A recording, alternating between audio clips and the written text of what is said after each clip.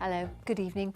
The Old Bailey has heard that a Leicestershire teenager hijacked the computers of several US intelligence and security chiefs. Ken Gamble was arrested at his home in Colville after posting details about thousands of FBI agents. The prosecution say he put lives at risk. Well, our social affairs correspondent Jeremy Bull was in court. Good evening, Jeremy. So, why did he do it? Well, Dominic, this was political. We heard he was really angry about US foreign policy, those wars in the Middle East. So he started a collective called Crackers with Attitude, and then he hacked into phones, into emails, into confidential websites. And he didn't just brag about it, he also posted sensitive documents online.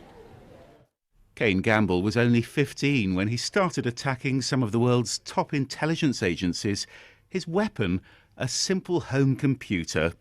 From his bedroom at Linford Crescent on the outskirts of Colville, Gamble spent several months hacking the computers of a string of top officials in the US government. One of his victims was the then director of the Central Intelligence Agency.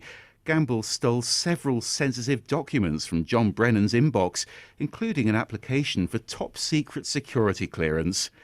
Gamble targeted the FBI too. He tried to hack the agency's portal and its deputy director, Mark Giuliano, as well as a special agent called Amy Hess. And James Clapper was President Obama's Director of National Intelligence. Gamble admitted hacking his family's home phone and internet account. He also targeted Jay Johnson, the US Secretary of Homeland Security, and Avril Haines, who was Barack Obama's Deputy National Security Advisor. He even tried to hack the US Department of Justice computer network. It's almost 2 years since Gamble was arrested. He's admitted 10 offences of modifying computer material or trying to secure unauthorised access, crimes that he committed from the comfort of his own home. Just how serious was this crime? Well, we heard today that he knew he was putting lives at risk. He talked about that online after releasing an FBI staff list and describing it as the biggest hack ever. And what finally prompted his arrest at his home in Colville was an even more serious security breach after he posted details from the US Department of Justice about 9,000 security agents and 20,000 FBI staff with a message, "This is for Palestine." We also heard that he accessed sensitive military documents about the wars in Afghanistan and Iraq. This was a young teenager. I mean, how did he do it? Well, we heard today that he got these officials' passwords so that he could take control of their personal accounts. And he often did that by conning workers on their broadband helpline numbers. And we heard too that a lot of this stuff from Ken Gamble was made very personal.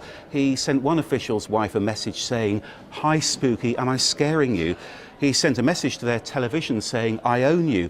And then he threatened to leak everything on their personal accounts. And some officials had their personal phone calls diverted to the Free Palestine movement. We heard today that he also took control of an iPad that belonged to the CIA director's wife.